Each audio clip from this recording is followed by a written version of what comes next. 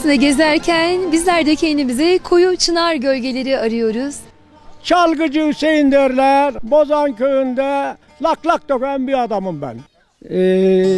Ertaş'ın babası merkebine düğüne gidiyor ya. Bizim de merkebine falan gidiyorduk, yayan gidiyorduk, düğünlere gidiyorduk. O kadar düşkün bir vaziyetlerimdeydi. Bizim evliliğimiz, bir yere gelmemiz. Çok sinteleler çektim. Ellerin kapısında hizmetkarlar durdum ben. Hayvanların hatırında yattım. Tarlaya çifte yolladılar. Sabanın cissinde yattım. Kepenekte yoğurdu, ekmek de getiremediler. Ve hala da gözümün yaşı gitmemiştir benim. Bitmemiştir benim. Çok perişanlık çektim ben.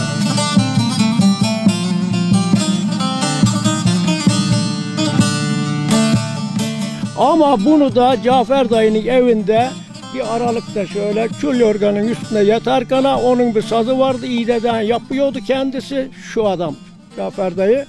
Onun iki telli sazından çalarken, bağırırken, çağırırken bunu öğrendim ben. El oraklarımız vardı, gece dağlarda yatıyorduk, deste deste diyorduk, iğneli çıkınca kucağımıza alıp yığın ediyorduk şöyle, davul yığın derler şöyle. Ondan sonra ellerimiz bıtırağına, tikenle doluyordu. Yine o yığınların diplerinde habayla, kebeyle, keçeyle neyse ne bulduysak onlarla yatıyorduk. Dağda yatıyorduk. Bitirdikten sonra mı harmana getiriyordunuz? O yolma bittikten sonra harmana getiriyorduk. Tırpan diye bir şey yoktu o zaman. Tırpanla biçiyorduk ya. Tabii. O yoktu yani. Gece kalkıyorduk ayık ışığında, karanlıkta. O tarlayı bitirmeye uğraşıyorduk böyle. Ellerimize tikenler, dolağa kalırdı. El orağıyla büküle büküle yoluyorduk. Işık yok, ceryan yok, lamba yok, gaz yağı yok. Haşkaşı sürterlerdi. Tenekenin üstüne koyarlardı. Şöyle ellerinde yuvalarlardı. Ondan sonra ucundan bir şepetin arasında dürüm yaparlar. Onu dürüm de yaparlardı. Kiptirden onu derlerdi. O haşkaşın ışığında vıldır yanardı o. Ondan durduk biz. Haşkaşın ışığında duruyordunuz. Sürtük haşkaşın ışığında şöyle yuvalama yapar, şöyle tutturuverler, orada pırı pırı haşkaş yanar. Demin dedim ya, hayvanların hatırında yatardık. Ondan sonra onlar aklıma geldikçe, şimdi de bu işi aklıma getirdikçe üzülüyorum işte. Ama bir memleket var da çakır çakmak taşında hiç aşılmaz da boranından, kışından, canım kışından. Bir şehir var da varan ölür dışından, dışından. Oradan öteden uçar, vay uçar, gider leylekler. Of Mestine de karaca olan Mestine, vay Mestine. Sevgilin olan da gül yolluyor dostuna. Bir memleket vardan ilan yağar üstüne. Onu yerde geri, vay geri döner leylekler. Alınan avlandım da kime ne diyeyim, dostuna eğlendim de yara ne diyeyim, dostuna ne diyeyim.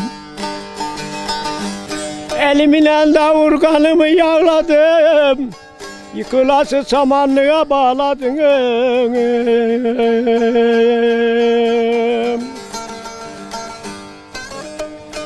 Uğrunda köşelerde ağladım.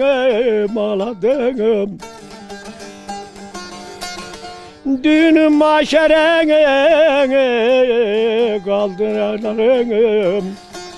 Yazık oldu gençliğime ağlarım.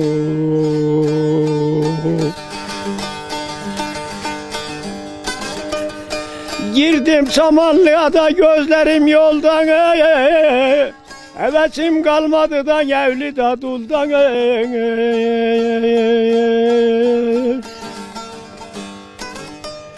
Bilmiyorum ku yalan, dünya ne halde, ne halde. Düğünüm maşere kaldı yanarım. Yazık oldu gençliğime ağlarım.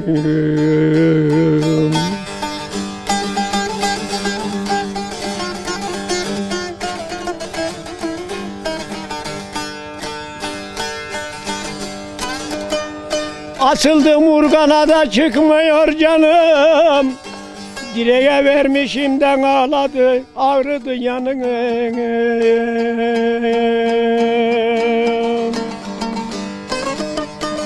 Bana sebep olan da vicdansız anam, vay babam.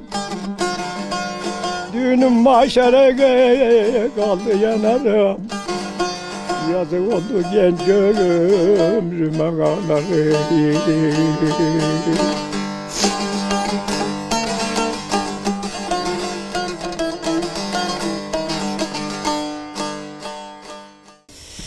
Ne güzel söyledin ya. Benim sesim yok. Ben herkesi durdurabilirdim yaz 8'den. Yaş 80.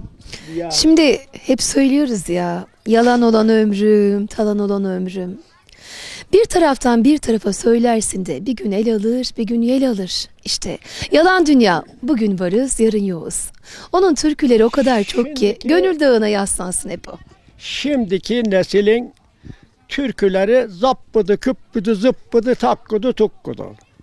Nerede eski türküler, nerede eski adamların yaptığı işler, nerede kaldı dağların başında kışlar, bitti, gitti. Bundan sonra bunları bizlerden, biz nesilden sonra bunları bilecek, çağıracak kimse yoktur bak.